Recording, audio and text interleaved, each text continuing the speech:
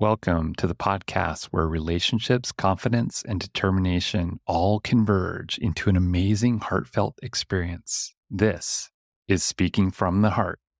Welcome back to episode number 29 of Speaking from the Heart. Today we're going to talk about 5 things you might not know about me and my business, because I think it's really important to not only know a little bit more about what I actually provide as a whole, which we have covered in several different episodes in itself, but getting to know me and my background really helps to establish some of the trust and relationship that you might encounter going through a coach, particularly your Speaking Voice LLC.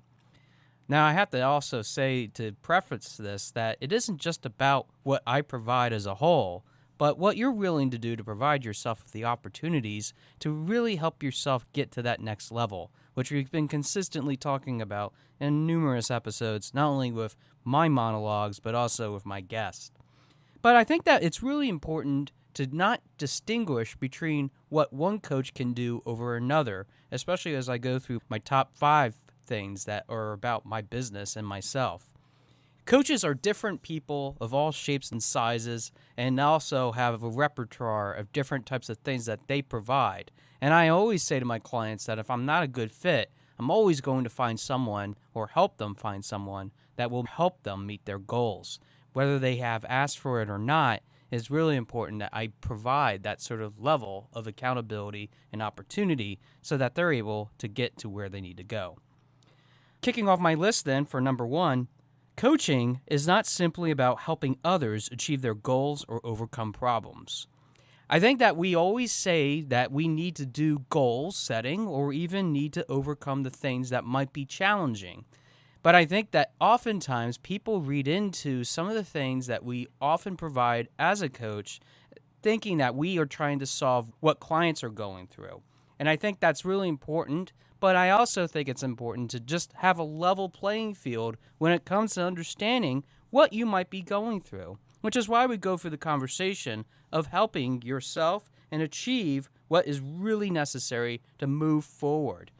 It's not simply about achieving and listing the goals that are necessary, but talking through what is really at the heart of each of every one of them. It's really hard sometimes to even go through that exercise without critiquing what is actually happening that is the root cause of it in the first place. So it's not just about what we're trying to achieve as the goal, not only about what we're trying to overcome as the problem, but finding ways deep down inside of how we can actually move forward and working together to find the best solution. Oftentimes, people confuse that as, oh, well, you're just here to make goals and that's it, right? That's not the case. As a matter of fact, this is a soul-searching exercise, and sometimes even with some of my life coaching and even professional development, it's about understanding what you're wanting to do to move forward in your life so that you have the best version of what you want to get at on the other side. It's not also in public speaking about simply helping yourself become a better speaker or achieve that TEDx opportunity of a lifetime, or even get on that stage with over 10,000 people. It's about looking at what is causing some of that fear and insecurity in the first place, being able to help you get to that next level. Some people just simply need that training. They might just need an extra skill set or two, and they can often come to a coach to help provide that sort of level of experience and accountability for them to get to that next point. Overall, though, it's not just about helping people. It's about seeing what we can provide in order for you to continue growing and not just be a one-stop shop of having to go back every single time a problem occurs. That leads me into number 2. Working on yourself does not mean taking on everything all at once. I often hear all the time, I need to do more, I need to do more, I need to do more. But really, doing so much all at one time can actually become the most overwhelming of experiences for someone, especially a client that might be going through my program, and they might be turned off from wanting to do anything else. And I have to constantly remind that it's not about doing everything at once. It is important to take steps in all of them, but it doesn't mean that they have to be synchronous. meaning that they don't have to be all happening all at once in order for you to make the best progress. I often say, especially starting out, work on at least one, maybe two things depending on the level, and start to feel comfortable about what change is that you're wanting to accept in your life, in what you're going through, and even what you're trying to do as a whole. Finding the ways in which we're able to take on those small things at first can help lead into the medium-sized goals that we want to achieve, or even the problems that we want to address, and even work on the bigger ones that might be the most overarching and most scary of them all. Finding the ways in which we're able to take on everything at once might be something that we work on down the road, but it's often important to think about how you move forward once you build that skill set from some of the smaller issues that help to resolve the bigger ones down the road. Helping yourself to realize that you don't have to challenge yourself on every single thing that you want to work on with a coach is really important as a whole. Number 3, I have been both professionally trained and personally experienced to handle the many types of coaching scenarios. Over the last 13 plus years of my career, especially in state government, along with the vast amount of experience I've had before that doing blue-collar jobs, including even packaging medical bottles, cleaning buildings as a custodian, and even working as a part-time center supervisor, in which I helped to manage events at a building in which it was being rented by a variety of different groups of people, both professionally and personally and individually. I've learned throughout those many years, even beyond those 13 years, of the sheer importance of working hard. Being able to get 2 degrees in which I've earned my master's in business administration from Alvernia University, my master's in public administration from Shippensburg University, along with my bachelor's in political science communications with a minor in business from Alvernia University, in addition to the almost 12 years that I have belonged to Toastmasters International, surrounding myself and continuously taking workshops and events in which are challenging the status quo every time of how we process thinking about public speaking, business strategy, life in itself, and even the ways in which we set goals professionally, has allowed me to see a worldview that's much bigger. You have seen even in some of these episodes that I have published thus far about the sheer amount of personal experience going through some of the most difficult of things in my entire life. And that's allowed me to see some of the things that often help me relate to my clients, whether they are going through some sort of mental exercise of challenging their self-beliefs, maybe even going through a diagnosis such as ADHD, OCD, or even autism, which I have talked about my own personal struggles with, and has allowed me to really get a full handle on all the different types of problems, scenarios, and even concerns that you might have coming into this establishment. It isn't to say, though, that because of all these experiences that I'm the right fit for you, which is why I always say to schedule an initial consultation with me before you make any decision whatsoever. It's always important to have that relationship because I might even say to you that I'm not a good fit. And I do that not because of integrity, but the fact that we all need to have those right resources behind us to be able to help us get to that next level. Which leads into my 4th point. There are many resources that I can provide to you as a client to help you succeed, even if I do not have all the answers.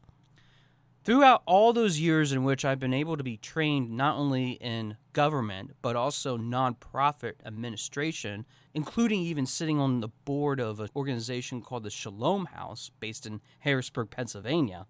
it's allowed me to see that there's a variety of different opportunities that exist out there that help us to grow, not only as individuals, but knowing that there's a vast network of independent people that are also coaches, practitioners, therapists, psychologists, educators, anything that I didn't mention. Those are all possible avenues in which I can connect you with to help you succeed with no additional cost whatsoever. Because I believe in the fact that we need to be able to have an interconnected society to help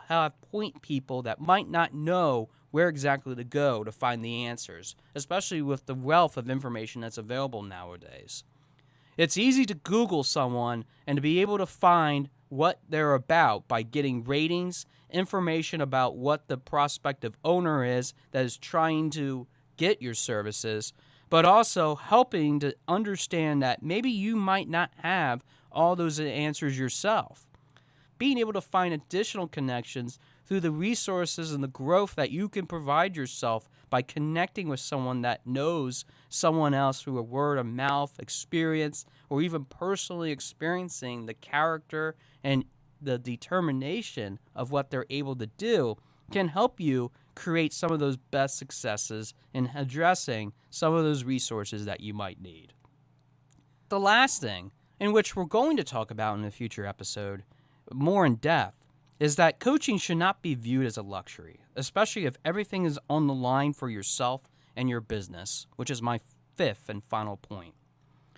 We often think that coaching is always about finding this $1,000, $5,000, $10,000 coach in which they have all the answers, they're willing to solve our problems, and they're willing to take us to that next level because of their vast experience and connections.